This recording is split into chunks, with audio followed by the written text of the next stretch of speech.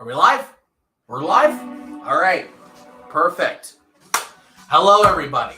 Welcome back to Red Scared. This is a very exciting episode for me. We today are going to talk about U.S. imperialism. More specifically, U.S. imperialism in the global south. And more specifically, U.S. imperialism in South America.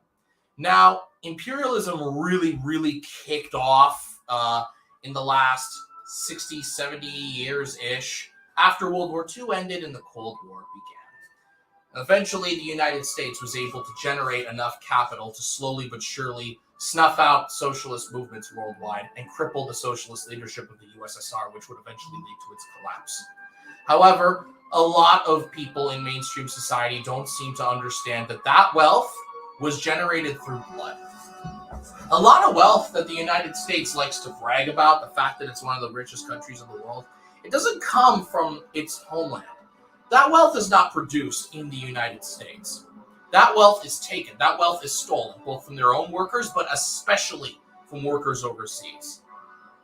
When Fidel and Che overthrew the Batista regime, the US-backed Batista regime in Cuba, they ushered in a new era of anti-imperialism in the global south. More specifically, South American anti-imperialism that certain socialist movements were able to thrive in. And despite the overwhelming amounts of coups, of sabotage, of election meddling, and just overall fuckery that the United States has done in South America to snuff out socialist movements, socialism keeps making a comeback every single year. Election after election, year after year, every few years, socialism in South America has managed to persist and endure the worst treatment that anyone could experience at the hands of the United States, especially Cuba, which is, at the moment, South America's only hard left communist nation. That's not to talk shit about the left-wing presence in other South American nations.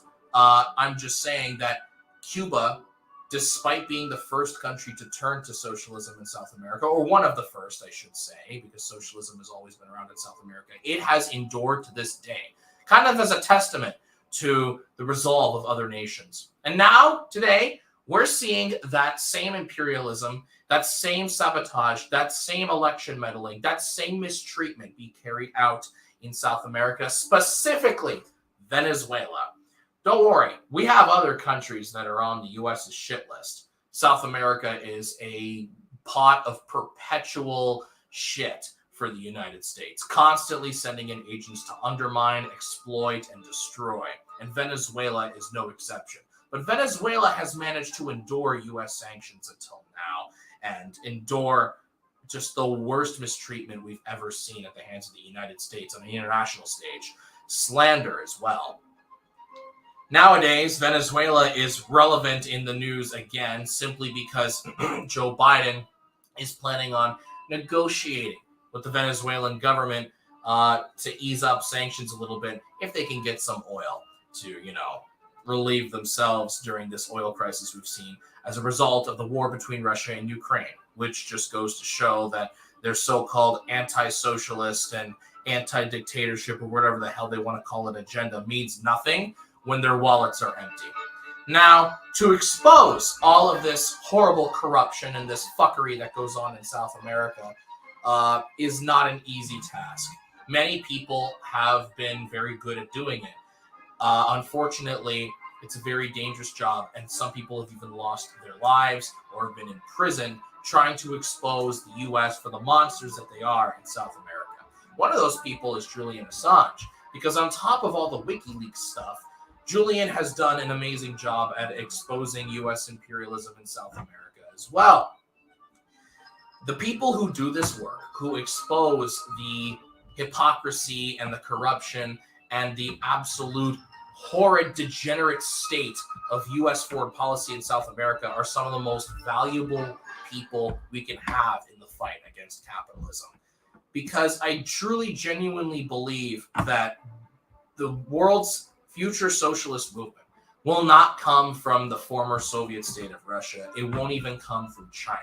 It won't come from anywhere, except it will come from South America. The people of South America are some of the most resilient people that you will have in the fight against capitalism. And no matter how hard the U.S. hits them, they keep standing up and they keep fighting back.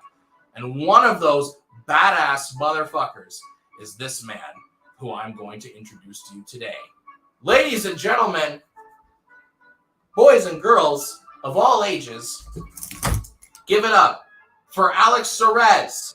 Shit, wrong side of the screen. I hope I pronounced that name right, by the way. If I butchered it again, I'm so sorry. Hello, Alex. Just think of Juarez, Mexico, and replace the J with an S. There you go. Alex Suarez, everybody. Alex, thank you for coming on the stream today. Man, you look great. I'm glad you mentioned my comrade Julian Assange, who's up here on my wall, one of the personal heroes of mine, and he's loved by the Venezuelan left and by much of the South American left for his work for transparency and exposing the crimes of U.S. imperialism and meddling in South America and throughout Latin America in general. Yeah, Julian has done so much stuff to expose the U.S.'s horrible crimes and to help the people of South America. So anyways, I wanted to reflect on what you were saying. You were talking about how the Cuban Revolution against Batista in '59 was an inspiration for Latin America. Just to give an historical analysis, because you know I'm an historian besides being a journo, is that from 1959 until 1970, when Salvador Allende was elected as the open socialist president of Chile, a lot of people say the first elected socialist in Latin America was in the 1950s, Jacobo Arbenz in Guatemala. And actually, Che worked for Arbenz's government as a doctor at that time. This was before he was famous. He witnessed the U.S.-backed coup in Guatemala, which was the second CIA coup, which was the first CIA coup in the hemisphere. The very first one, of course, was in Iran against Mossadegh, who was a progressive nationalist. But actually, Arbenz called himself a progressive. So the first openly socialist head of state post-Fidel that was democratically elected was in 1970, Salvador Allende. And of course, Salvador Allende, even though he tried to implement socialism through peaceful means, was overthrown 3 years later. But also realized that 25 years of Condor years of fascist oppression of literal Nazis extracted from Europe and brought in as advisors in South America, including Klaus Barbie, the Butcher of Leon, who helped train the Rangers that captured Che in Bolivia. So there's a direct link between Nazis and the CIA to capture revolutionaries. That's just a fact that's indisputable. But for 25 years, from the time Allende was deposed to 1998, there was complete repression. Do you know what started to reverse that repression? In 1998, Comandante Hugo Chavez was elected in Venezuela. So that 25 years started to reverse because after Chavez's election and his inspiration in the left in South America and in Mesoamerica and Latin America in general, because I included Nicaragua as well, then you started seeing the rise of other leaders in the early 2000s, what's called the Pink Tide. Evo Morales, Rafael Correa. You see that the reversal of the fascist coup recently in Bolivia with Arce, who's president there now, with the return of Evo Morales from exile in Argentina. You see the solidarity of AMLO in Mexico, who literally saved Evo Morales' life from the fascist grip. They literally came within inches of assassinating Evo Morales. He had to flee Bolivia. Argentina refused to take him in because technically the right-wing Macri was still in power, the right-winger. So Fernandez couldn't take Evo Morales in then. Literally, the Mexicans had to send a plane that the Ecuadorian airspace, because it was ruled by the guy who let the British authorities into the embassy to grab Assange, Lenin Moreno, complete sellout. So Moreno followed U.S. orders, prevented the Mexican plane from crossing his airspace to rescue Evo Morales' life. This was just a couple of years ago. So they went through Peruvian airspace and they successfully were able to take Evo Morales out of there. But yeah, there's been a lot of dramatic episodes in South America, which I'm very familiar with. I'm the son of a Peruvian. And I'm also a regional elections observer late last year in Venezuela. I was invited by the Partido Socialista Unida de Venezuela, which is the United Socialist Party. I'm the only resident of the state of Florida. I'm in northern Florida to have been invited down there. And there was about 500 internationals that observed elections, including many comrades from your country, from Canada, that I encountered. But seriously, because Florida happens to be, what's that? Could I ask you something related to that, actually? Sure, go ahead. Well, you obviously, you know so much of this stuff, and I'm sorry for not asking this earlier, but I was so captivated by what you were saying. So that the people can have some perspective, because you know all this stuff. Tell the people what you're about and why you do all this and how you know all this. And sure. So I'm in my late 30s. For 20 plus years, I've been an anti-imperialist socialist. And I've made contacts not only in Latin America, in Spain. I lived for 3 years in Europe. And I lived for a couple of years in Peru as well. So I'm fluent in Spanish. I've made contacts abroad from my time abroad, from connections that I built through social media. And finally, I was invited to go to Venezuela late last year. I was also one of the embassy protectors of the Venezuelan embassy in Washington, D.C. in May of 2019. That was also a very dramatic episode in the heart of U.S. empire, which we can get into. But I want to also stress the fact that Ambassador Alex Saab, Canadians, they respect international law. They respect, diplomatic immunity. They should be concerned about this because every signature of the Vienna Convention, the U.S. is one of the few countries that has not signed on to the ICC. Canada has. But what the U.S. has signed on to is the Vienna Convention. There's supposed to be diplomatic immunity. Here we have the Trump regime in June 2020, capturing Alex Saab for defying U.S. sanctions, for successfully going to the Middle East and bringing back humanitarian aid that was desperately needed in Venezuela. According to the UN a couple years ago, and the numbers were higher. What's that? He was arrested for humanitarian aid? For defying U.S. sanctions. And they call it conspiring to money launder. We'll get into that. But what was I going to say? Well, the Trump regime captured him when he was on the way to Iran for a humanitarian mission. And they tortured him physically and psychologically. The Cape Verdean authorities, at the behest of the U.S. empire. The African Union is holding them accountable now for that. He was held for over a year in Cape Verde. And then the Biden regime extracted him and sent him to Miami. And so I was able to go to court twice already. I drove down to Miami, both for the pre-hearing and the hearing. And not enough people are interested in this case. I mean, there was a few pro-Saab protesters outside, but literally last time I went down there in February for the first day of the hearing, I was the only Alex Saab supporter in the courtroom. All the other people in the galley were right-wing media that lies about Alex Saab. One of them quoted me, but the story was full of lies. And then, of course, the defense attorneys who have client privilege, so they can't reveal what happened, and myself. So I was only one for that moment of history. But I am the only resident of Florida, which is the state that has captured and kidnapped Ambassador Alex Saab, that was invited by the Socialist Party down there. And it's important also to understand that the election observers that go to Venezuela, they're invited by many different groups. There are ones invited by the opposition, and all opposition parties participated in these regional elections. There are ones invited by independent organs, and then there's hardcore socialists like myself who've developed the connections over the years to be invited by the party. I was literally given a letter by Hugo Chavez's brother and also by Cabello, the head of the assembly. So I had those revolutionary credentials arriving there, and I was treated very well. You read my report there. Basically, I was treated like a diplomat. I was sent to the diplomatic line. I was given a personal guard, an escort, that drove us through the Caracas to get us over to the hotel. They treated me very well. Their attachés were incredible. And a lot of the people that were there, they had been there before. This was my first time, so it was very impressionable. But going into the factories and seeing socialism in action and seeing the socialist feminism in action, all the women that took over the high positions in the former American corporations that withdrew from Venezuela a few years ago, it was beautiful to see socialism in action. And out of 24 regions, 20 of them went to the United Socialist Party. And one of them, it took till February, they did a revote. So there was some technical issues with the vote.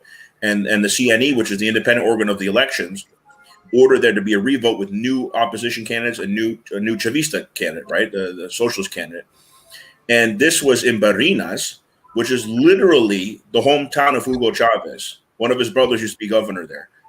And so the new governor of Barinas is Acción Democrática. That's an opposition party. This is the first time since 1998 there hasn't been a Chavista in control of arenas. How is this dictatorship? How can you call this dictatorship if one of the most prized areas for Chavistas has been given over to the opposition? Now the opposition recognizes it, right?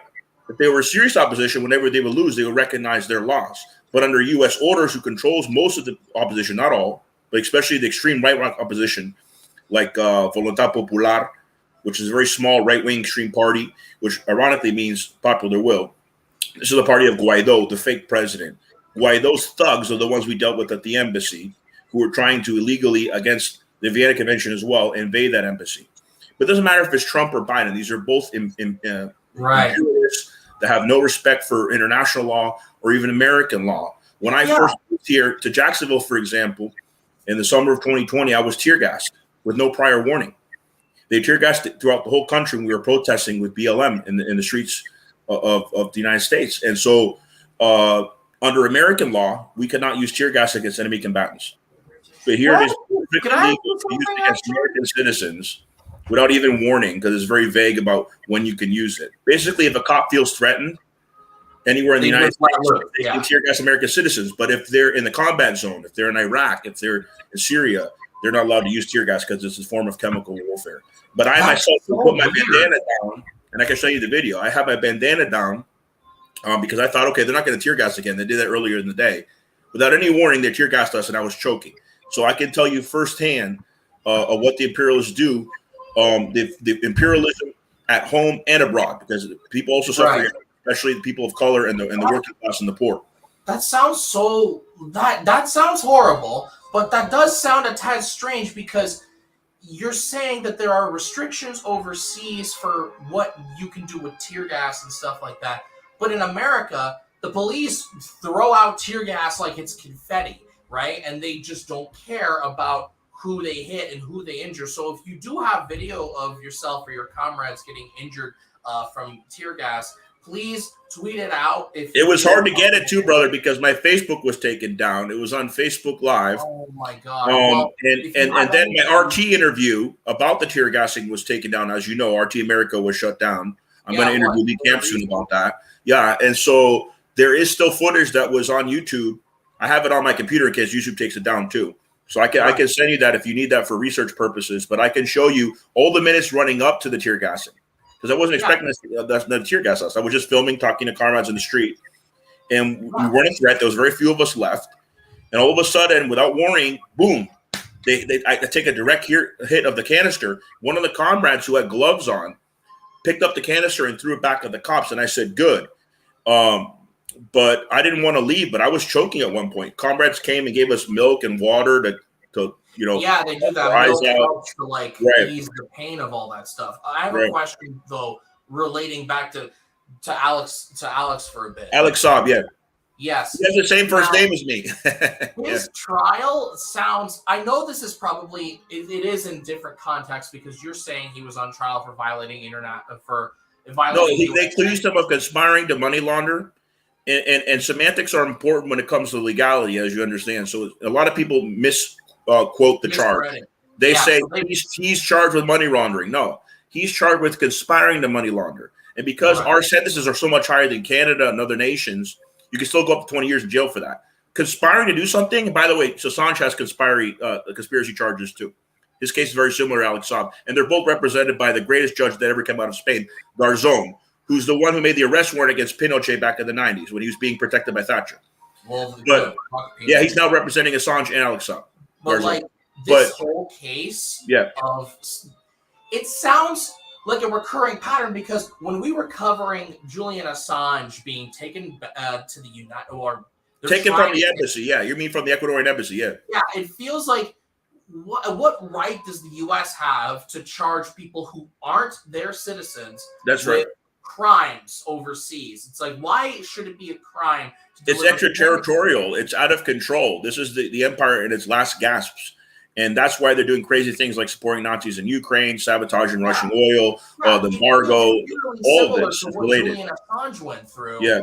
And to know there's a new term, though, that we use, including in Spanish. It's an English term, but we use it. It's called lawfare. So it's a combination between warfare and the law. And they use lawfare against, Correa's former vice president. They're using against Correa himself so he can't return to Ecuador. They're using lawfare against Alex Saab. They're using lawfare against Assange.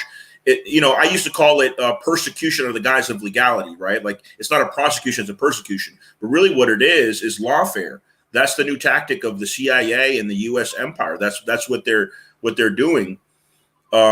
It's also important to describe populism, right? 'Cause I know your show's about populism, and I talk about populism all the time. Populism in Latin America, leftist populism, is important to distinguish that from the right. Leftist populism puts actions into words. Chavez put actions into words. Che put actions into words. These were real revolutionary, principled leaders. So what does the right do? What did Mussolini do? They take a lot of the rhetoric of socialists and they only verbalize it. They don't put it into action. So when anybody talks to me about right-wing populism, I say it's not true. They're like, what do you mean? They're not real populists, because populists put it into action.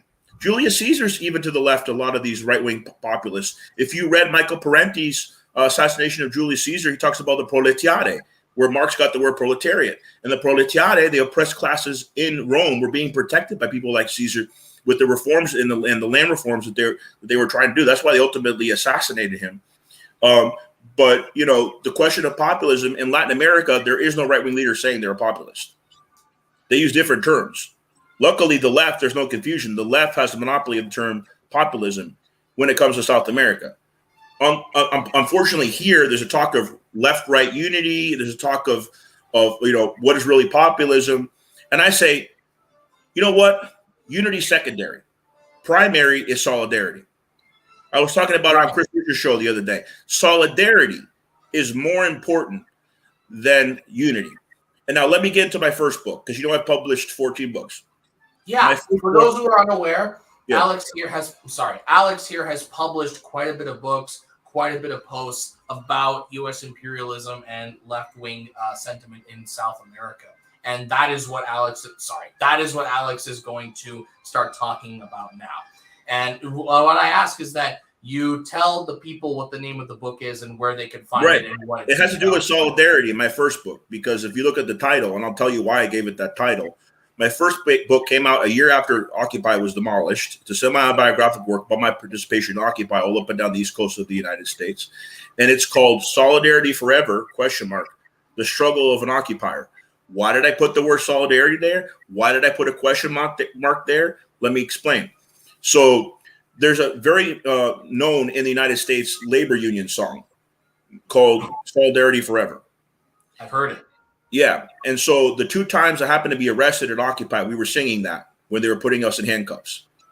And why was there a question mark? Again, this was a year after we were demolished. I go into the reasons why we were demolished. I go into the infiltration. I expose the provocateurs. That book made me a lot of enemies, but it also made me friends, and the right friends, and the best friends are comrades. So the question mark is, where's the solidarity today? And then it put the name of that song, because when I was arrested in Massachusetts and Connecticut, we happened to be singing that song while they were grabbing us. And solidarity was very important to the movement, because solidarity is more important than unity. As a matter of fact, unity in some ways prevented progress. And I'll explain why. In the name of unity, we have to be united in the Democratic Party. We have to have a unity event between Hillary Clinton and Bernie Sanders. And I'm to the left of Bernie. But the point I'm trying to make is the bourgeois always want to maintain their control in the name of unity. But what they're really causing is division among the working class. And if you look at German's history, because Hitler was elected, if you look at the German history, most of the working class in Germany did not vote the Nazi Party. But because of the middle class and the upper middle class support that Hitler got, he was able to get power. So within their democratic system. And I'm not saying it was the same democratic system in the United States. I'm just saying technically under the democratic law in Germany at the time, he was legally elected. And so what I'm trying to say is that the working class in the United States, this was very scary. People talk about right-wing populism. You think Trump was bad. And Trump had a better foreign policy than Biden. Here we are near World War III. That's just a fact. I'm not saying because I want that. I hate Trump. But, think of somebody worse than Trump, somebody Hitler level. because the working class consistently votes against their own interests. And guess who I blame principally for that? The Democrats. The Democrats are always pretends to be the party of working people, then they screw them over and send their jobs overseas. Look at NAFTA. Herbert Walker Bush tried to pass NAFTA in the early 90s. And guess who stopped them? Ironically, the Democrats. Just so the Clintons, whose sole purpose was to bring the party to the right, and Biden was also part of that. Biden wrote the crime bill. Bernie Sanders voted for it along with the Clintons. They sent generations of African Americans to prison. But the Clintons passed NAFTA. And so when people say, oh, NAFTA is a Democratic conception, it's not. The Republicans are the ones who first tried to start it. It's a bipartisan conception. And as you know, NAFTA affected Canada, NAFTA affected Mexico, NAFTA sent our jobs overseas, shut down our factories throughout the Midwest, etc. And so the working class feels betrayed by the Democrats because of what's been going on for the past 20, 30 years. And what do? Because of a lack of access to third parties and third-party independent candidates can't get in the gubernatorial debates. As a result, the working class either don't vote or they end up voting Republican completely against their interests.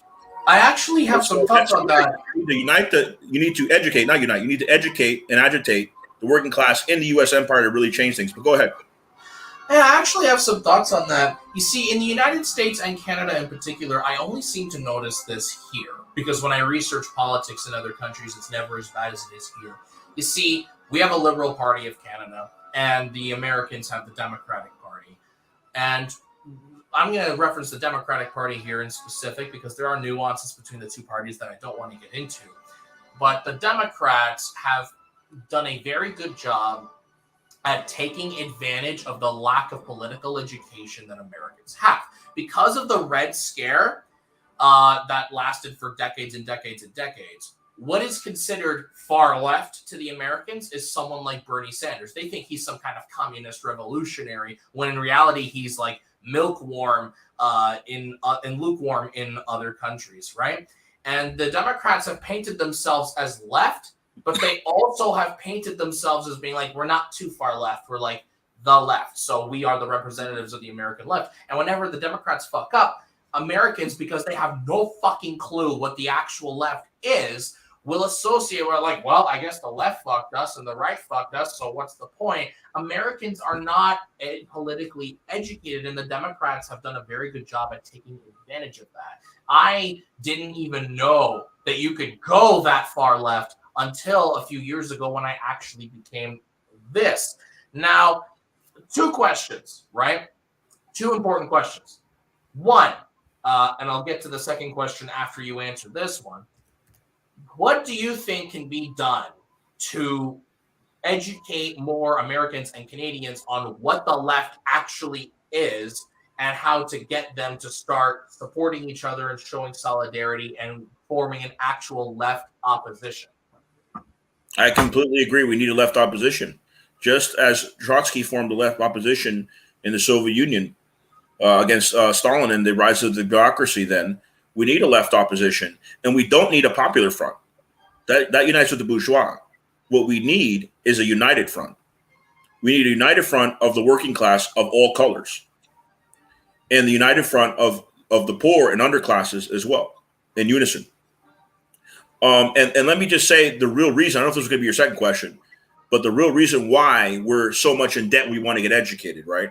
Like I have a debt. I'm trying to get a master's degree in history right now. Why are we, unlike in Canada and even in Latin America and other nations, have to get in debt to get into higher education?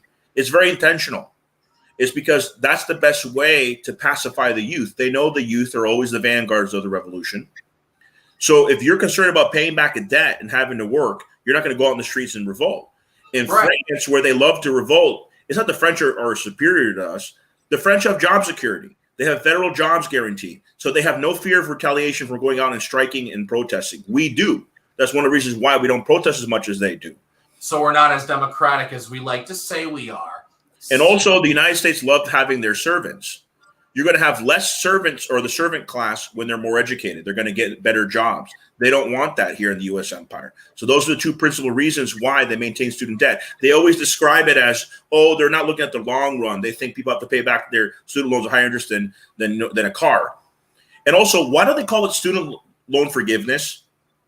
Does not seem Orwellian to you? Like, is it a sin to get educated? We committed the sin of wanting to Oh, get how dare us have a better, consciousness? Like, I call it cancellation. I call it what it is. I don't mince words as a revolutionary. It's student debt cancellation. We need to abolish the student debt. But all this talk of forgiveness or compromise or this or that, it's just the reform bourgeois Bernie type mentality, and we need to go beyond that.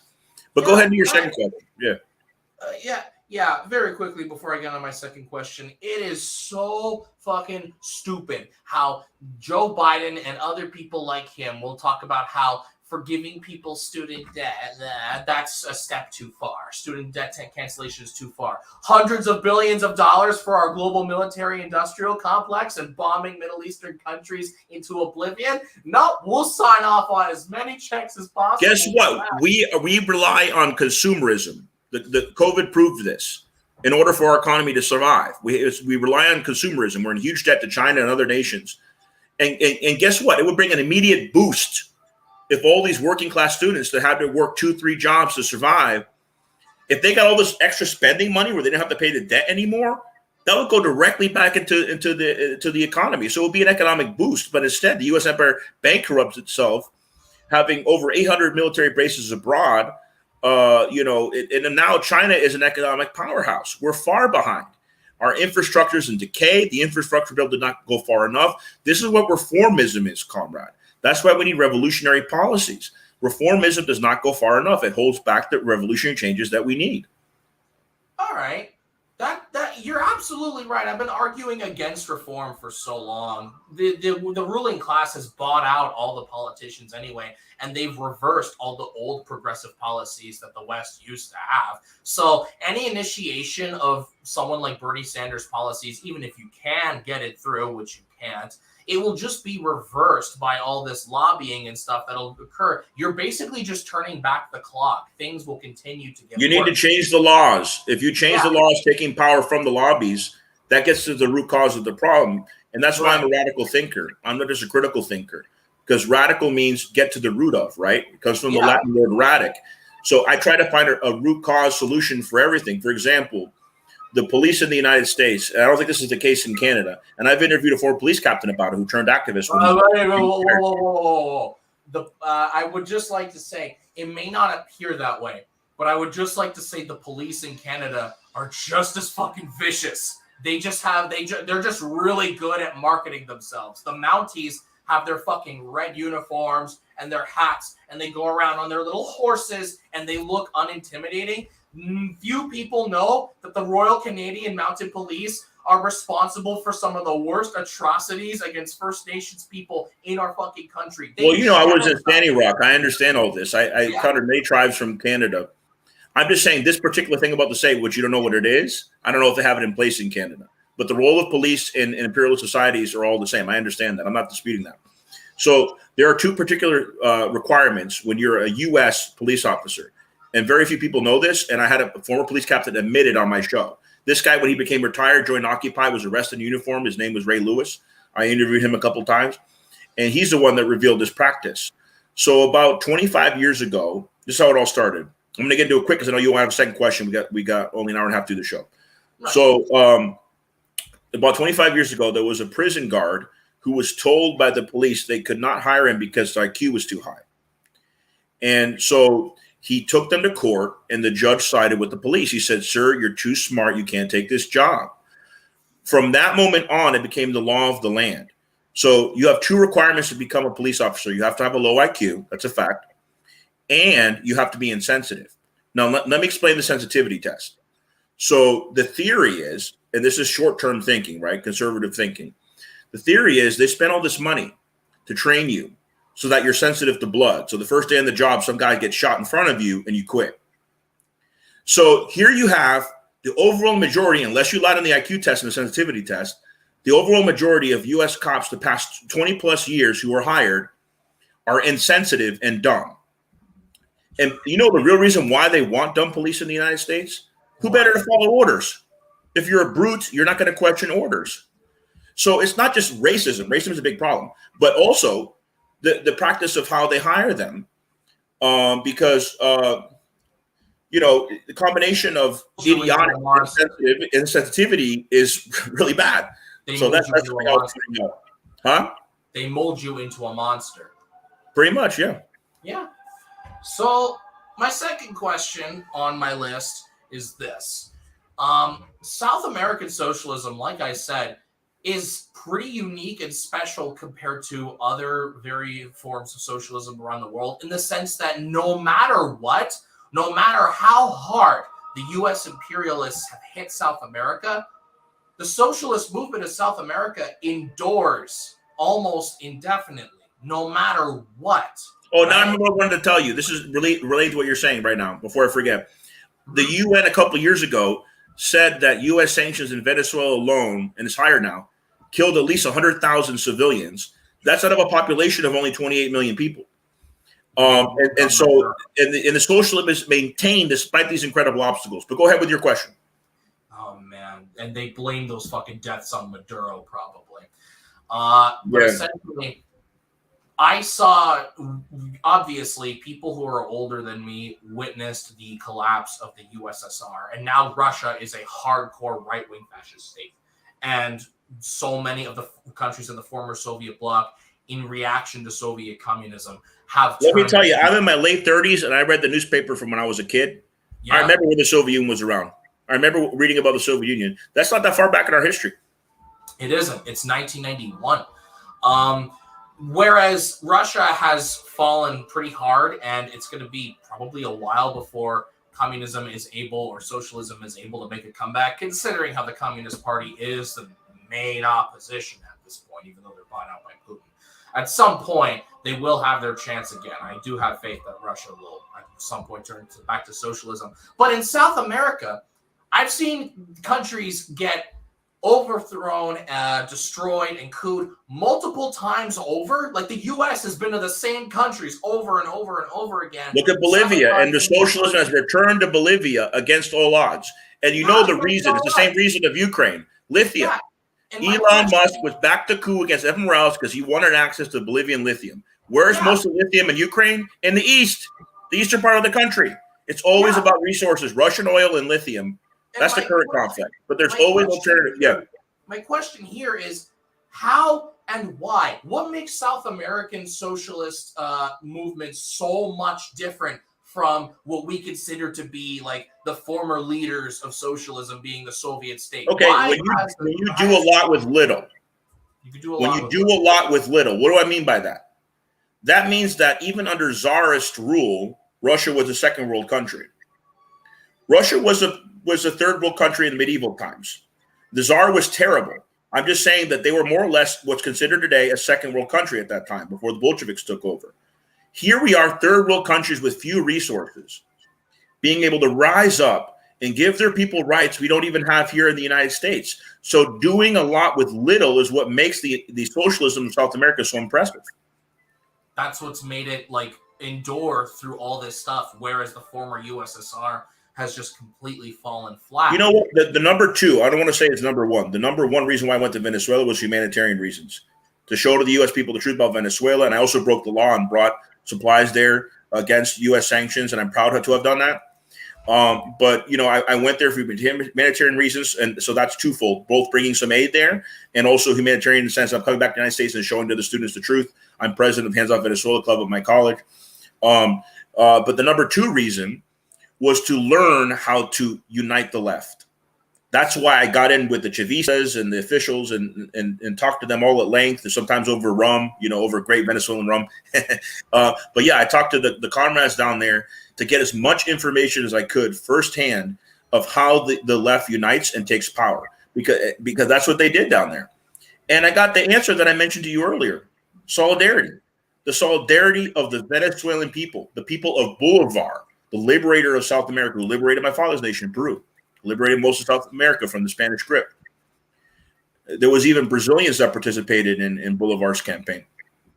But here we are, the homeland of our freedom in South America, rising up again with Chavismo, with socialism, and their solidarity of the people there is inspiring. And the solidarity is throughout South America. One of the first things Chavez did was pay off the IMF debt that Argentina had in exchange for Argentine cattle, which the Venezuelans prized.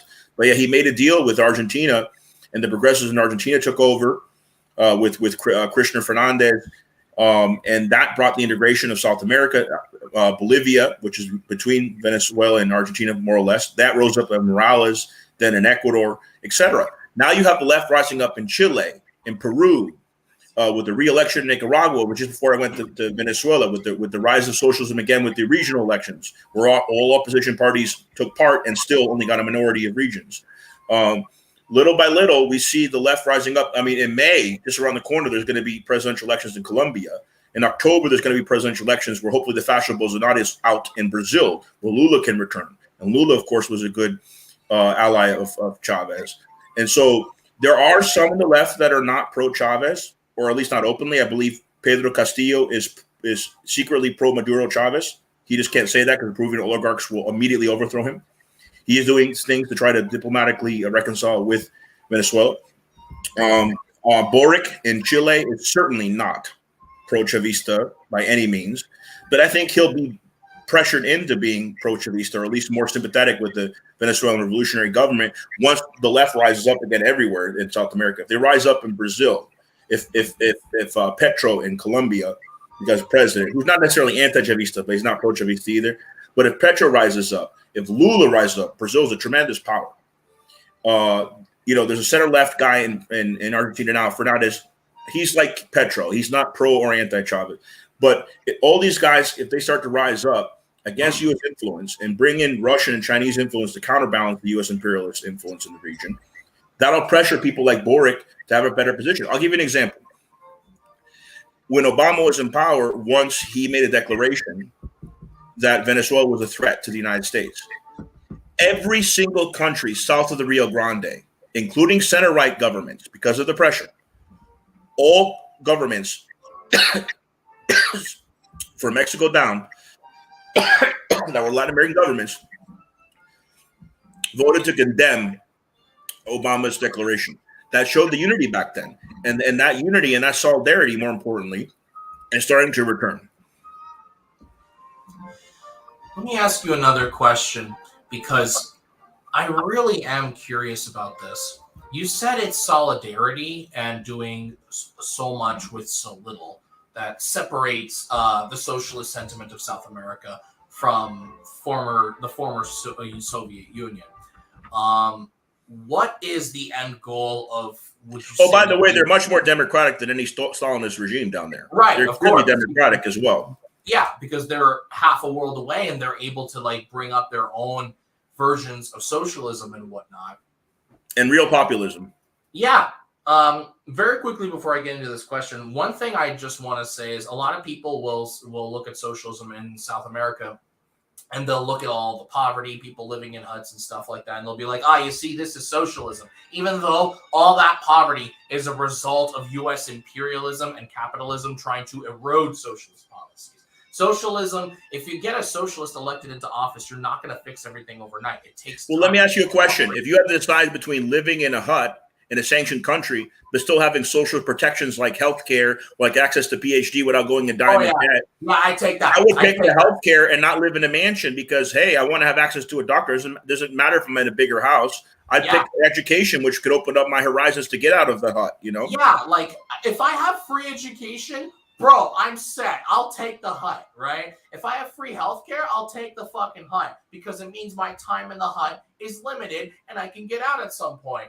But my main question for you is, despite how hard everything has been, obviously, socialism in South America has been rising and it will continue to rise in spite of the U.S. The U.S. will never be able to keep South America down. For you personally, it's very dangerous, though, because like you said, there are people who've been at risk of assassination, deportation. I've been under threat since returning from Venezuela, by the way. Yeah, I wanted to ask you, have you ever felt like your life is threatened? Have you ever had moments where you're like, oh my God, this could be the end? Well, we had a bulldozer, snipers, on us in Boston. We were arrested and occupied. And I didn't budge. They had to tear me apart and put me in the paddy wagon. That was 11 years ago. So I've been willing to take that. But I'll tell you about my threat since I returned from Venezuela. There are right-wing journalists, and I'm proud to be targeted by right-wing journalists. One of them went after Alex Saab, even long before he was known. His name's Roberto Denis. And actually, the guy who took over Guaido's party, so he's not a saint, he's another right winger. But the guy who took over the party actually revealed how Roberto Denise tried to bribe him. This guy, I'm sorry, not tried to bribe him. He tried to extort money from him. Like he finds out stuff on different political leaders, and he tries to say, "Oh, send me this money, or I'm going to publish this false article against you." Alex Saab wouldn't be intimidated. He's a man of principle. He was tortured. He never gave anything up on Maduro. So Alex Saab, he took him to court, and Roberto Denise fled to Colombia with CIA help. And so this same Roberto Denise is showing pictures of me outside the courthouse. They showed a picture of us protesting outside the courthouse, the pre-hearing. And this was just before I went to Venezuela. And he's saying that, basically, well, actually, this is ironic because Roberto Denise said that I was going around asking people for money. Now, let me explain. I'm a working class guy. So, yeah, the supporters, when the event was over and he had his spies listening to me, I was saying, hey, anybody wants to pass the hat around? I'm going to get the donation so I can buy more supplies for the Venezuelan people. That was all. But he's complaining, saying I'm sympathetic, Chavista trying to go around asking for money. This is a contradiction. Here he has another colleague who goes by different fake names. I don't know his real name. Roberto Denise is this guy's real name, though. He was taken to court. But you had another opposition guy saying that I was paid by Maduro. They always say that. I'm still waiting for my check by Maduro and by Putin, by the way, because they said I was on RT. Because I was on RT. But so that's the contradiction, right? So why would I go around asking for money if I was paid by Maduro? And right. Where are they going to get the money to pay little old me if they're under sanctions? So this is the absurdity that we're talking about, Yeah, I think that's the South American version of, because leftists in the United States and Canada, whenever we're just trying to go around and help people and show solidarity and stuff like that, one of the first anti-socialist arguments we've seen today is people will hurl at us, be like, "You're funded by George Soros." And well, I'll tell you this: I bought my own plane ticket, but the hotel was free. But even the opposition does that. The opposition parties that facilitate their election observers to come down, and they all said it was real. Even the ones that lost, even for their candidates that lost, they pay for their hotels too. So that's completely legit. The only thing that was paid for me was the food they offered us at the hotel and the hotel room. That was it. I had to pay for my flight, for food before I arrived in Venezuela, and of course I had to pay to bring vitamins that they desperately needed. And so, yeah, I needed some donations for that. I'm just a student. I'm just a working class guy, Yeah, you're not keeping that stuff for yourself. You're giving it out. Like, it's giving it to trusted people that are very respected in the government. They take those vitamins and they give them to the most needed. So I wouldn't just, give the aid to Joe Schmo. It was somebody who was trustworthy. Yeah, we've developed a cancerous way of thinking here in the West, which revolves around if you accept charity or if you accept any sort of help from anybody, financial help, if you're somehow viewed as weaker for doing so and not looking after yourself, and like it makes you a schmuck. Like I wouldn't be interviewing Lee Camp next week, who was technically paid by Russia as a journalist, and they never gave him any editorializing. He had complete freedom to express what he wanted while he worked for them. So yeah, if you're a legitimate journalist and they're letting you put what you want, sure, get a paycheck from network that's to be funded by Russia. I'm not against that. Like, if I thought he was a sellout, I wouldn't interview him next week. At Lee Camp, I mean, that's completely legit as long as you're doing it out in the open, Yeah, and I want to make this clear for a lot of other people too. In this world, in this capitalist world, you have to do what you have to do in order to do what you need to do. And if that sounds stupid, I plan on going into animation, right? And animation is my passion. I love it, and I want to be good at it. And I do plan on using my talents and my skill, if I'm able to develop them properly. By the way, look. They put it in English. Free Alex Saab Committee. Yes! I do plan on using my talents and my skills to get socialist messages out there. And if somebody from a country that opposed U.S. imperialism said, hey, I'll fund your anti-U.S. thing, and no one here wanted to do it, and I had no money, I'd fucking take it. And that wouldn't exactly be an Well, if they asked me to keep it secret, I wouldn't take it. If they said, take it, use it as you want, no conditions, I would do it. I'd probably be nice about it. I would say, hey, in case this ever comes out, this group has funded me, and I'm proud to associate with them. I think that's fine as long as it's done transparently and honestly. Yeah, it's as long as it's done transparently and honestly. Although, let's face it, I'm not going to get any sort of funding for anything. I'm not going to be able. They're to going do to that. accuse me now of being your bankroller. That's going to be the next attack. Oh The opposition, the Venezuelan opposition exile in Miami are going to send people up here to Jacksonville, and they're going to be like, "You're the bankroller for that Red Conrad guy in Ontario, right?" What money? I'm fucking broke. That's the thing. Like, whenever people tell me, "Oh, you're a leftist, you're funded by George Soros," I'm sitting around. I'm waiting for that George Soros check. You think I would want money from that bourgeois? Fuck.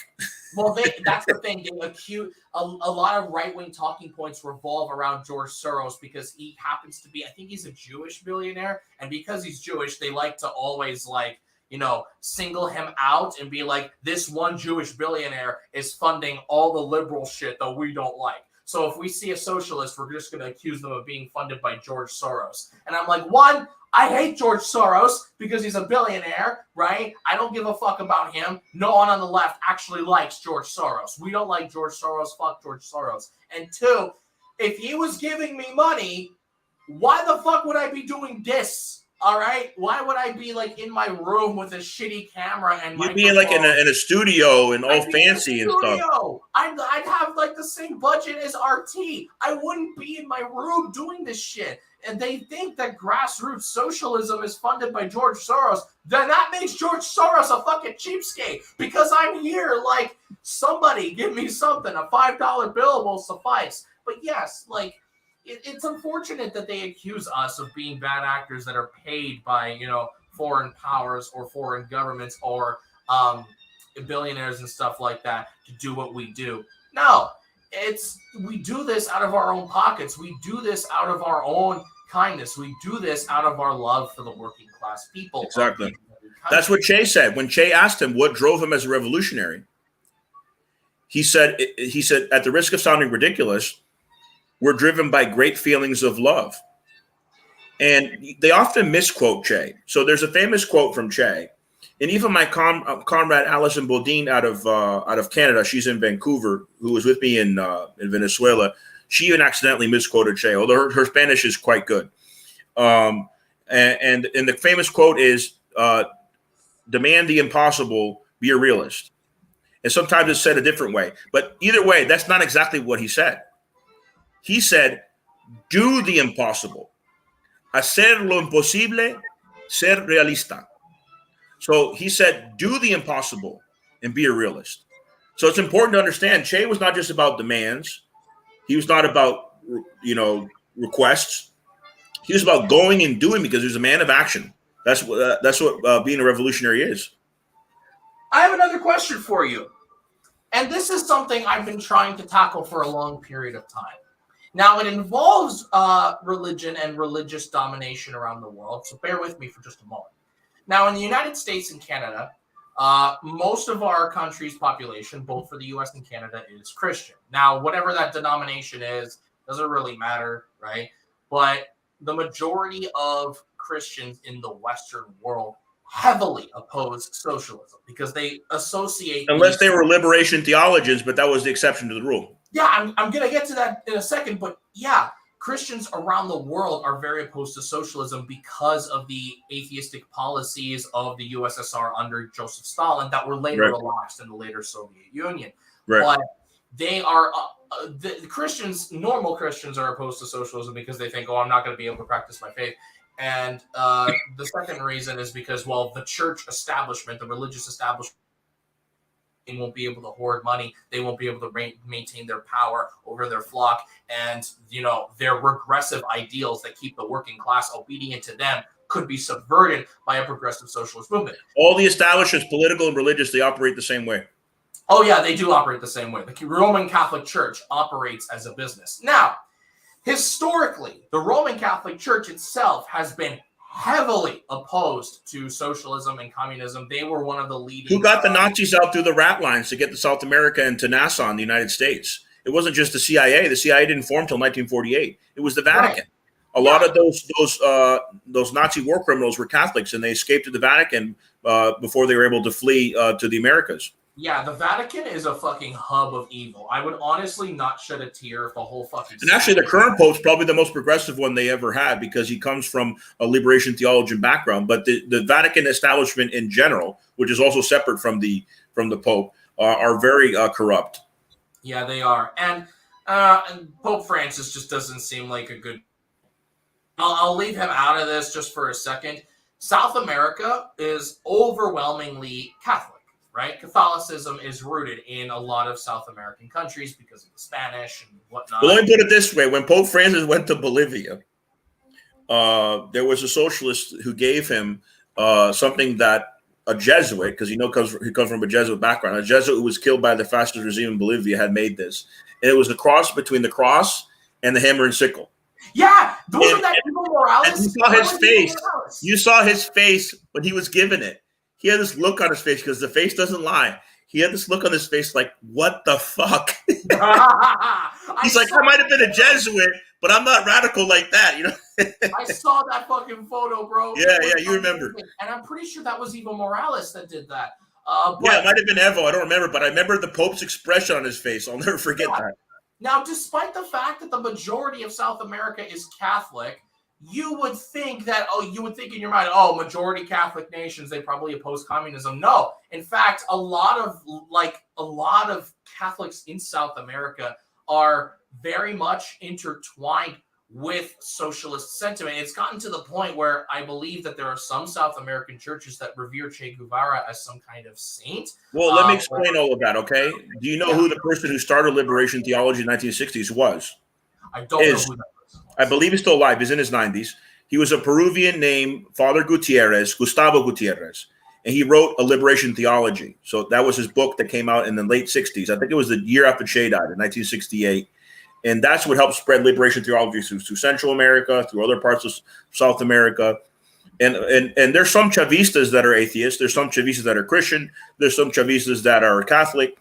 But the ones that, and I actually asked them about this when I was down there. It's in my report. The ones that I'm pretty sure I put in my report. The ones that are down there that are Christian, but also socialists and also Chavistas, they explain it as they see Jesus, and Gutierrez had talked about this in his book. They see Jesus as a revolutionary anti-Roman imperialist. And they see stories like, kicking the money changers out of the temple, basically trashing the temple of its capitalist corruption with his disciples, making enemies of Rome, because even though, some in the Jewish establishment conspired against Jesus, it was the Romans who did the court hearing and made the order to execute him and torture him. They see him as a martyr against Roman imperialism, and as somebody who opposed capitalism at the time, the establishment in his time, and that's how they justify being Christian and both socialist at the same time. That's very interesting. Christianity, unfortunately, in the West. Can you hear me, by the way? Your internet's bugging out a little bit. Oh, okay, it's better now. Christianity in the West. You heard everything I said, didn't you? Pardon? Yeah, I heard everything you said. Okay. It was just starting to fizzle a little bit, but I still got everything you said. I was going to say it's a conspiracy. They're trying to stop me from speaking. Well, I wouldn't be surprised considering we've been hit with stuff like that in the past. But censorship is out of control. I'm going to be talking to Lee about that next week. It is out of control. We did a show about that earlier. Actually, I saw that. I love the logo that had the picture of Oliver Stone, Abby Martin, Chris Hedges. Yeah. Great people. And Lee, of course. Good. Oh, of course, because you're awesome. Now, Christianity in the West has a really bad reputation for being very anti-socialist. And it really fucking bothers me because all these Christians, even the good ones, the ones who aren't openly homophobic and stuff like that and racist towards First Nations people and theocrats, right? Even the ones who aren't like that are like, oh no, we're not like those bad Christians. We're the good Christians. We want to do charity. We want to help people. We think that religion should play a positive role. But even they don't apply their beliefs for like what Christian sentiment should be into political action. I have not seen a single priest, a single Christian, whether they be Catholic or Orthodox or Protestant or Methodist, advocate for socialist policies that fall in line with what Jesus was preaching about. It's like, okay, you love Jesus. Why aren't you pursuing to expand free healthcare? Why aren't you pursuing to expand free education? Jesus never paid for his education. Let me tell you, one of my closest comrades, him and I never had a political disagreement. So anything I would bring up to him, he would agree with me politically. He was a socialist through and through. So one of my closest comrades, Reverend Wright, who passed away in Tennessee in January 2021. He was vacationing in Tennessee. He lived here in Florida in the Tampa area. He was a Christian and a pastor of sorts, but he was a socialist through and through. I could talk to him about Trotsky. I talked about imperialism and everything. He agreed and he advocated for it. And he was an American. He was of Scottish-Irish background. But he was tremendously influenced by liberation theology, by the Catholic worker movement, by what was going on in Latin America. So there are exceptions, even U.S. exceptions like that they don't let Christianity get in the way of them advocating for socialism. It actually means to advocate for it. Yeah, and it's really good that socialism has a really good effect on people who want to call themselves progressive Christians, because while I'm not going to say that socialism will 100% lead to erosion of stuff like homophobia and stuff. Socialist solidarity caused Yugoslavia to stay united under Tito.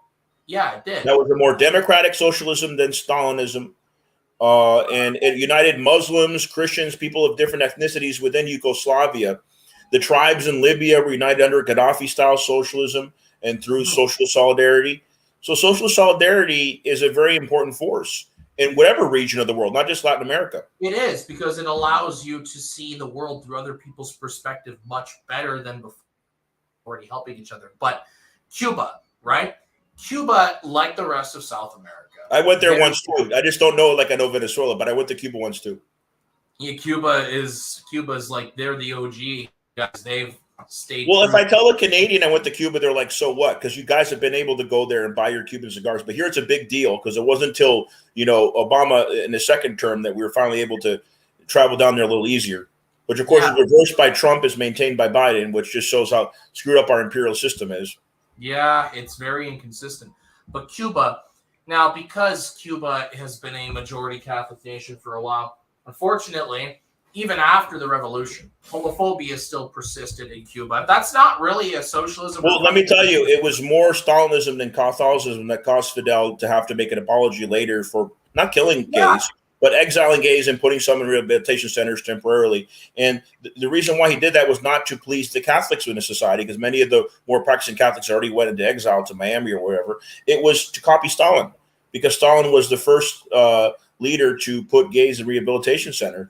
And Cuba over time became less Stalinist. It started in Khrushchev's time and on. But in the beginning, in the early days, because Khrushchev wasn't anti-Stalinist openly until a little later on, it did do things like that. Yeah, Castro made an apology for that. Which, by the way, Chavez was not openly socialist until 2002 after the coup attempt against him. So the first couple of years he was in office, he was a progressive. He defined himself as a progressive nationalist. But he started getting closer to Cuba and socialism after that coup attempt. He's like, okay, the secrets are gone. I'm going to say who I am. And Chavez was a real leader, Yeah. Cuba has gotten much, much, much better for LGBTQ rights, to the point where I'm pretty sure their constitution or something like that is going to be changed later this year or something like that. Raul Castro is almost 91. He's going to be 91 in June. He's been out of the scene. Diaz-Canel is not. Diaz-Canel is not a hardliner. He is still a socialist. He's maintaining the socialist economy, but I think he is more open to reforms. Yeah, social reforms. And I genuinely believe it's because of liberation theology and socialist sentiment that Cuba has been able to naturally progress with LGBTQ rights. And people in Cuba who are transgender, who are gay, who are lesbian, whatever, they talk about how their experiences have been. And they have said that, like, compared to other Catholic nations, especially in Europe, for example, they're treated better in Cuba now than they were before. Let me ask you a question. This has to do with Cuba. Have you heard of Federico Lorca? No, I have not. So Lorca was a gay communist who was killed by Franco early on, shortly after the end of the Spanish Civil War. And a lot of socialists revere him. And Che, who they claim is a homophobe, which is not true. He was not involved at all in that program, sending them rehabilitation centers. But Che, he gave a very famous speech in Havana at the Federico Lorca. I think his full name is Federico Garcia Lorca. The Federico Garcia Lorca Center is where Che gave his speech. Why would Che want to be associated with Lorca if he was a homophobe?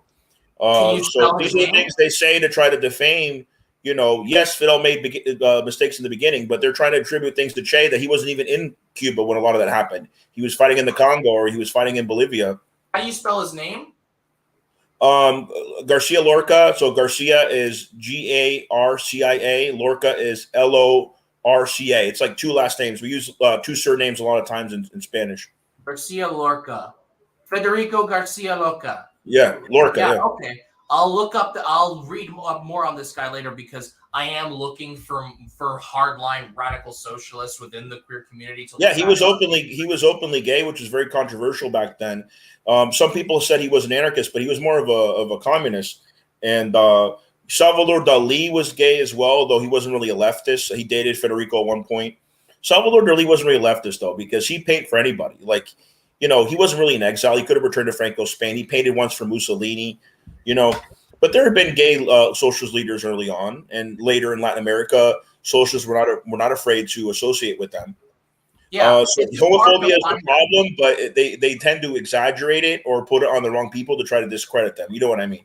Yeah, I know exactly what you mean, because people will use socialist countries with homophobic sentiment as a way to say, look, see, socialism equals homophobia. And I'm by the way, how can you live in the state of Florida and not protest the homophobic laws they just passed, saying that you can't tell children about gays? Yeah, how can you ignore that while you're fighting Russia? Oh, look at Putin, homophobic laws.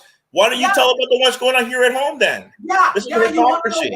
You want to know why? Because these homophobic fucks in the United States think that as long as they say they're not homophobic, they get to define what homophobia is. And that's bullshit. People of Florida cannot claim to be better than Cuba when Cuba is more progressive with LGBTQ rights than Florida will ever be at this point, especially under Ron DeSantis. Fuck that guy. We call him DeSantis instead of DeSantis, DeSantis, because of all the high deaths of COVID because of this negligent motherfucker. Oh, yeah. Yeah, he is very fucking negligible. He is responsible for so And I only swear when I'm pissed off, and I've confronted that guy actually once. You did? And then within a couple of days of confronting him, he tried to pass the run over protesters bill. That's what we call it, because they make it legal to run over protesters. This was post Heather Heyer. He wanted to make it Heather Heyer on steroids, like what happened at the Unite the Right rally in Northern Virginia. But what they don't tell you also is that the Unite the Right organizers, these alt-right fascists, they're really fascists. Guess where they were trained? Where? A lot of them were trained in Ukraine. So you're going to tell me the squad all voted, not just Biden. People say, oh, Biden said he was going to run again because he saw the alt-right guys in their tortures. No, even the squad, even AOC voted in favor of sending arms to these Nazis in Ukraine. And these are the same groups that trained the people that organized the Unite the Right. This is the hypocrisy we're living, comrade. It's like what Malcolm X said once. We don't live in a democracy. What we live in is an hypocrisy. Oh, There's no empire in history that denies being an empire. Yeah, how can you negate being an empire if you're the largest empire in the world? It's in world history. Yeah, that's something I wanted to talk about, too. A lot of political commentators or people who dabble in politics will often refer to the West as centers of liberal democracy. By the way, one of my book covers is a picture of Malcolm X and Fidel Castro together in New York. Hell yeah. We're going to have you promote your books later on near the end of the show. But I want to get something out. The West is not democratic at all. And I'll explain why. You wake up, you go to work from 9 to 5 or 8 to 4, whatever, right? While you're at work, you have a boss. You can't criticize him. You can't tell him he's doing a bad job. You can't recommend anything be done better. You can't make it both in your job against the CEO or against the policies. The corporation is a total dictatorship. Yeah, it's a total fucking dictatorship. He can tell you how to do your job better than you can, even if he's fucking unqualified. You can't see shit. And even when you clock out and you go home, you can't criticize the company openly, whether it be on social No, media. they'll look at your social media. There's no free speech in that regard. A lot of times to get hired, they ask for your password of your Twitter and your Facebook. This is the reality that we're living. Violation of privacy laws. And you can't I don't know how privacy laws are in Canada, but here they're very soft. You don't have a lot of rights when it comes to that regard. And and you can't criticize them. So you think to yourself, okay, well, at least I can go to the polls and vote to change my situation. No, fucko. There's no popular vote here. It's electoral college. Corporations have bought out all the politicians. So they will never, ever pass progressive legislation that will favor you, because the same corporation you work for also controls the politicians that you vote for. And those motherfuckers, those corporate motherfuckers, go overseas, pay oppressive right-wing governments to keep the labor laws in their countries shit without socialists, so they can exploit cheap labor and poor labor laws and up the amount of profit that they have, because we all know, because of inflation, you cannot keep your fortune at a minimal level. You have to make sure it rises, or it's going to be worthless, and you're going to be bought out, and all the fish are going to... They first started, I believe, Fight for 15 for raising minimum wage here to $15. That movement first started, I believe, in 2003. Yeah, it's so here we are almost 20 years later, and we're still asking for 15. It should be a $20 minimum or something like that with inflation. Yeah. So fuck minimum wage, living wage, but I'm in favor of a minimum wage that's consistently rising. But how the minimum wage is, I agree. Fuck it, because it's not consistently rising. It's not reflective of inflation here. It's not. Essentially, what I'm trying to say is, our fucking Western liberal democracies are not democracies. They're completely controlled by fucking corporations. They're controlled by feudal lords. We are not democratic. And you know, they did a study, and actually feudal times, there was more leisure time for workers and peasants than there are for average American workers in working society now.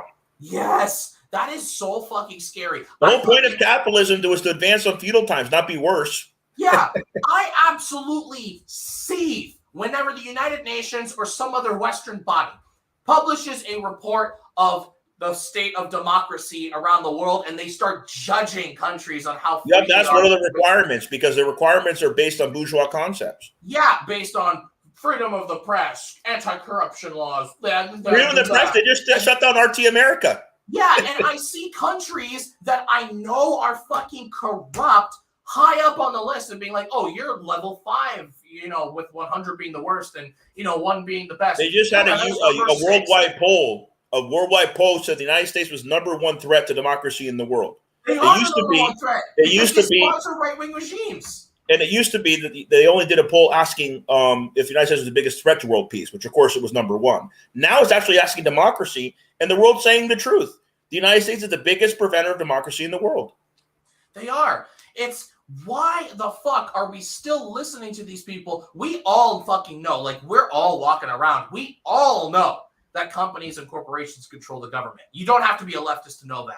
And then we look on the news, and then the news is like, here are the most democratic nations. Your nation is very democratic. And we look at it, we go, yeah, you know what? Yeah, we're not like them Russians or them Chinese people. Well, you know what Lenin said about all of this?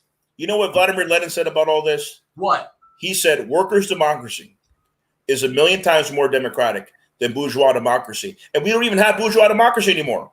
It's a full corporatocracy or plutocracy that is imposed on the U.S. society today. There's an internal imperialism, which is largely ignored, and I write about, and external imperialism, which needs to be looked at more. Yeah. And here we have a whole history of the CIA, Operation Paperclip, you know, the Condor years of collaboration with Nazis. And here we are collaborating with Nazis in Ukraine. It's completely insane. Yeah, I want to make it very fucking Canada's also involved, right? Trudeau, he's supposed to be liberal, right? Here we have his deputy prime minister with the Nazi flag in her hand. I couldn't believe it. I looked it up. I'm like, she had one of the Nazi symbols in her hand. Fucking assholes. It's absolutely horrible. The people, rich people in the West, everyone keeps fucking thinking that they made it there because they worked hard. No, they were born into fucking wealth, and I guarantee you a lot of their profits, especially if they're international, come from the blood of black and brown people in the global south. They exploit stealing their resources, forcing them to be more resourceful, more resilient, to do a lot with little.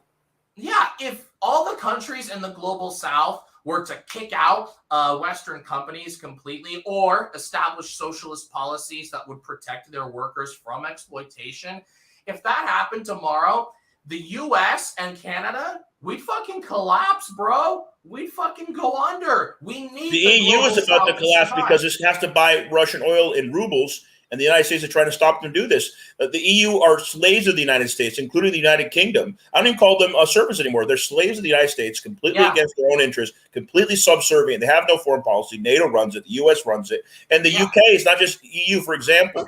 The EU courts and their persecution, their lawfare against Assange, who's giving all the calling all the shots on that? The United States. Yeah, they have no say. Like, so they used to pride themselves on having a independent judicial system, above all other, and the democracy in the United Kingdom, and here they are acting like a colony of the United States when it comes to persecuting a journalist, Julian Assange, and they're doing it all in the name of the law. This is the hypocrisy of the times that we're living in the West. And the West, and especially the United States, its empire is in decay, and the East is soon going to rise up, and hopefully Latin America and their revolutions rise up as well. Yeah, no, they will at some point, because South America has proven that its socialist flame cannot die out. By the way, in my lifetime, in about 30 years, maybe less, the Latinos will be, well, actually, right now, the Latinos in the United States are the number one demographic. We outnumber African Americans. But if you unite all the minorities, I think by the year 2060, so less than 30 years, outnumber white people. More or less, exactly. The Anglo-Americans will be a minority. And that's why there was literal, you might not know this happened here in the United States, there was literal Republican candidates using Trump's slogan and changing it to what Trump really meant. They literally ran on a slogan saying, "Make America white again." And that's why they're talking about, great again. They're talking about mass deportations, making Spanish language illegal. I mean, making languages illegal, that's something they did in Ukraine, right? They can literally fine you for speaking Russian, which 50% of the population at that point spoke. This is the fascist regime that they're calling an angelic regime now in the Ukraine. The New York Times said that that Zelensky was one of the most corrupt, run by an Israeli Ukrainian oligarch. I mean, the New York Times itself exposed Zelensky's corruption prior to the invasion. Now, if you quote the New York Times, you're a Russian agent, according to the New York Times. Yeah, essentially, what's fucked up about Ukraine is that the liberals of the West keep saying, "Oh, the neo-Nazis in Ukraine aren't that much of a problem, and majority of Ukraine is heroes and stuff like that." Ukraine is going to end up exactly like fucking Afghanistan, in the sense that the United States went to Afghanistan.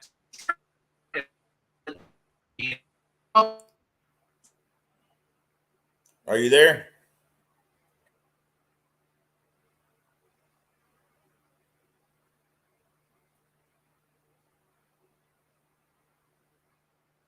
I'll come out and come back in.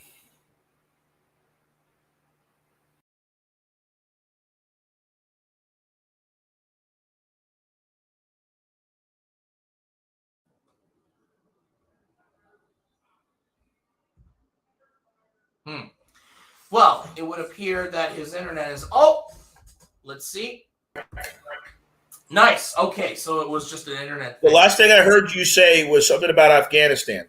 Yes, the United States went to Afghanistan in the 80s, and they trained the Mujahideen to resist the Soviets. They had a newspaper article calling the Mujahideen and Osama bin Laden heroes, right? And they fucking, at the end of Rocky V, after credits, you'll see this film is dedicated to the brave Mujahideen fighters in Afghanistan. Afghanistan was the Ukraine of the 80s, right? We were just sucking the dick of the far-right Mujahideen. And these were American conservatives who were very proud of these anti-communist freedom fighters. By the way, the Chechens, they're like, they must be like the greatest warriors in the world, because they always end up bringing Chechen mercenaries on both sides. There's Chechens fighting for the Russians also in Ukraine, but they sent Chechens to Libya. They sent Chechens to Syria.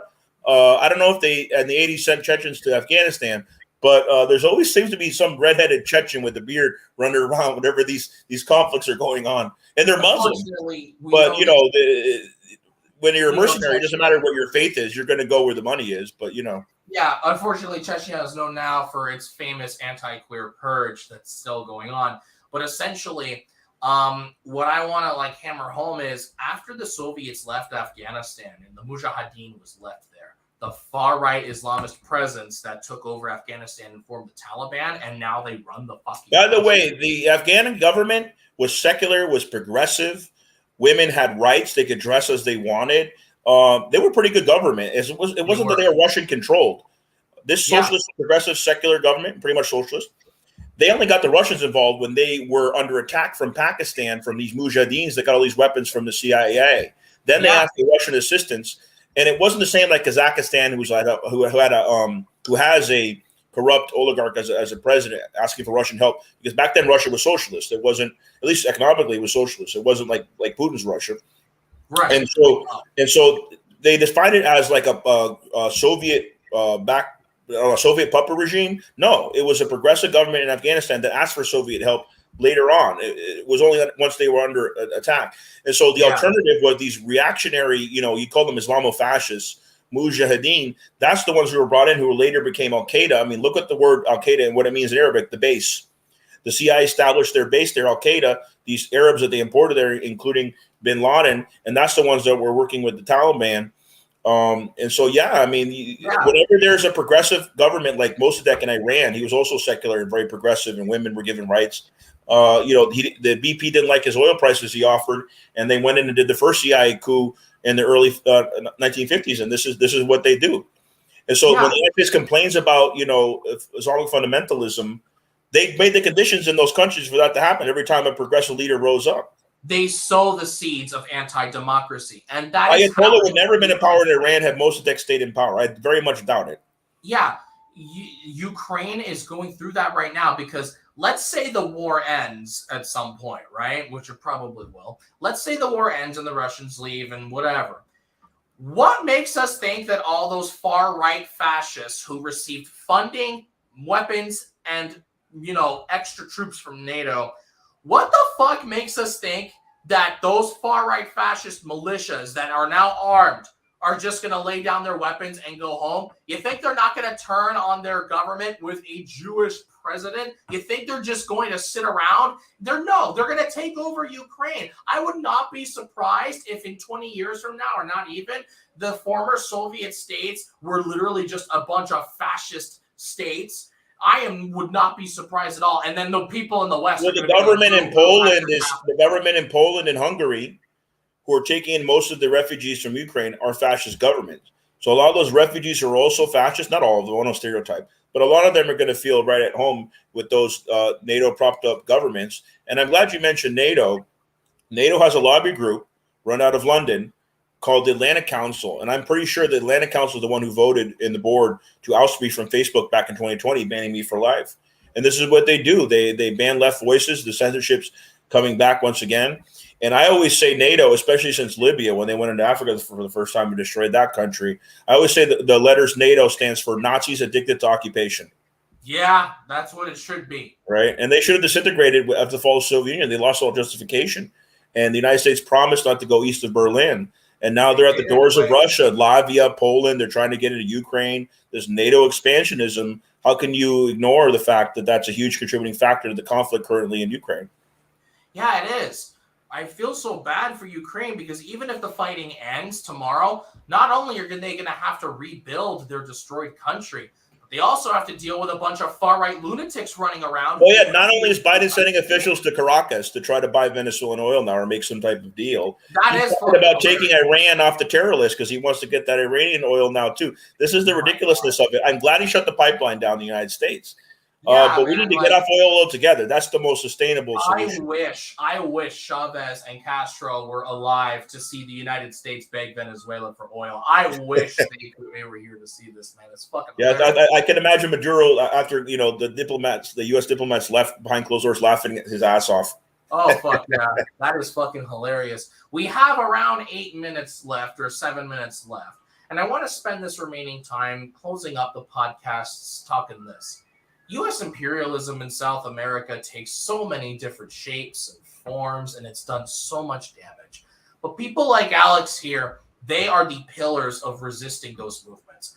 I wanted to give Alex this podcast basically to just air out all these things because there is no end to the bile that is spouted out by U.S. propagandists about South America. It is truly unfortunate that all of this stuff happens and we are completely unaware of it, and we choose to blame South America's problems on socialists when the socialists are the ones who are trying to pull South America out of its shitty state. And our success is not due to capitalism, it's due to the blood money that the capitalists make on the people in the global south, who, without them, our economy, our capitalist-based economy, would fucking collapse. Shows how great we are. And I want to always make sure that people who are fighting in this field, like Alex, get their voices uplifted. That's why I wanted to have Alex on today. I hope to look into working with you more in the future, comrade, because I want to mention that there's another third world country, that's center-right country, that at first was an ally of the United States and is no longer, and that's in El Salvador. And El Salvador now is talking about buying Venezuelan oil, because they said, why is the U.S., which is a very rich nation, going to go and ask for Venezuelan oil and we can't buy it? So the U.S. is losing credibility there, and other countries are going to start doing business with Venezuela. Yeah, good. They deserve some extra money after all the shit they've been through. The thing is, what I worry about more than anything is people not understanding the South American socialist struggle and socialist sentiment. And I'm glad to have had Alex on tonight. And I want to have you on again in the future if you would like. And I want to take this opportunity to let you say, well, where can the people find you? What accounts do you got? What books do you got? What do you got in the works? Shout out anything you want. Go ahead. Yeah, my books can be found on Amazon, and if you don't feel comfortable giving the money, you could Zelle me the money and I'll send it to you. We could work something out. But I have 14 books that I published. Most of them are political books. A few of them are semi-autobiographical. There's books like the one I mentioned earlier, in case you weren't here earlier in the program, Solidarity Forever, ? The Struggle of an Occupier. There's books like The Living Contradiction, which looks at the contradictory internal imperial policies of the United States. What's the name of the one that has the cover with Malcolm X and Fidel Castro? Well, I remember part of the title was Prequels to Grandson of the Revolution. I didn't end up writing that one because sometimes you come up with an idea and then you don't finalize it. Because I was going to try to write 3 biographies of the grandsons of revolutionaries, and I was in touch with one of them. I was in touch with the grandson of Che Guevara before he passed away, and the grandson died at age 40. Very sad, a couple of years ago. But Malcolm X's grandson died in Mexico, the same thing as Cadec Sanchez Guevara. And I didn't get in touch with him. I tried to before he died. He died in mysterious circumstances. What was the third grandson? Oh, yeah, the grandson of Trotsky, also in Mexico. Isn't that crazy? You have 3 grandsons of revolutionaries and world figures, and they all ended up in Mexico. They all end up in Mexico. It's a little poetic in a way. How about AMLO? Speaking of Mexico, forget El Salvador, because this is much more significant. El Salvador is a small nation. AMLO in Mexico is seriously considering, he facilitated the dialogue with the opposition recently with Venezuela. He's now seriously considering buying Venezuelan oil now, too. The thing is, Venezuelan oil is crude oil. It relies on supplies that they have to make in factories to refine it, right? The United States used to buy the Venezuelan crude oil and refine it in factories here. I went to Venezuelan factories. They're starting to rebuild. They're starting to get the supplies so they can refine their own oil. But the sustainable solution is to get off oil together, right? Wind and solar. I am an environmentalist as well. I consider myself eco-socialist, among other forms of socialism. But for now, the third world should use that to try to build up their society and also diversify their economy and not just rely on the oil in case there's oil embargoes in situations like this. If you tweet out your books and stuff like that and you tweet it at us. Oh, yeah. So I'm on Facebook, but you can reach me principally on Twitter. Yeah. I do have YouTube, but I'm not very active on it. I have a couple podcasts involved with. I'm involved with Chris Richards' show. Chris Richards, the Eclectic Radical show. On he's on Twitter. But yeah, the handle you see my name there. That's my Twitter handle. Suarez. Yeah, Suarez. In case you don't see it. And I'm on Twitter there. I'm on Comrade K's Red Scared Right on your Twitter as well now. So you can connect me on there. I'm very active on Twitter. I'm almost at 1,000 followers now. Yeah. But, it took a long time to rebuild these past 2 years because when Facebook took me down, I had 5,000 friends on there. from all over the world. I lost so many contacts. This is what censorship does. But now I've prepared myself. So if the government clamps down on me again, I got plenty of people on Signal and other apps that I can reach out to. I'll just go underground. Then it'd be stupid. Then it'll be harder for them to spy on me, right? Well, comrade, I like you right here where you are now. Again, tweet at us with your books and stuff like that, and we'll retweet it. We're promoting each other, basically. And I want to ask, would you like to work with us more in the future? I would love to have you on the show again sometime. Yeah, I'm going to be interviewing Lee Camp soon. I'm going to be making sure to give a shout out. We call it shout out here in the United States. Sending regards to him from you guys, and hopefully we can all collaborate together, because this censorship against RT America and the censorship in general, we need to combat it in the alternative media to raise our voices up. We have to cut off exactly at that, or no, we don't have to cut off exactly at the 1 hour and 30-minute mark. Okay, because I'm looking up the book so I can tell you the correct name. Just a second.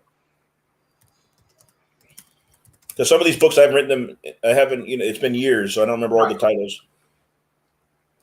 Also, promote your interview with Lee Camp. Oh yeah, I'll make sure to have it on Twitter. Okay, that's what it's called, the Pariah's Manifesto. Well, not just Pariah's Manifesto. It basically was talking about through the defamation campaigns against me by infiltrators and others that turned into a pariah. I said, okay, this is my Pariah's Manifesto. And I decided to put as a cover two revolutionary figures, that moment, that encounter in Harlem in the Hotel Teresa between Malcolm X and Fidel Castro. And actually, Malcolm X was going to meet Che in 1964, a few years later. And then they tried to assassinate Che in New York, and he had to cancel the meeting with Malcolm X. But that's what the empire does, to try to divide leaders. Yeah, they try to do that all the time, don't they? Well, I'm really happy that at least you and I could have met today. So everybody, thank you for coming on tonight. Follow the People's Voice Network. You can find me on Twitter, Comrade K, at Red Scared for both TikTok and Twitter. Subscribe to the YouTube channel and follow Alex everywhere you can. Follow Alex and all his comrades. They're doing amazing work, and we need to hear their voices more than ever. I thank you for joining me on the show tonight, Alex. All right, comrade, my pleasure. All right, good night, comrade. I'll see you all later. Thank you for coming out tonight.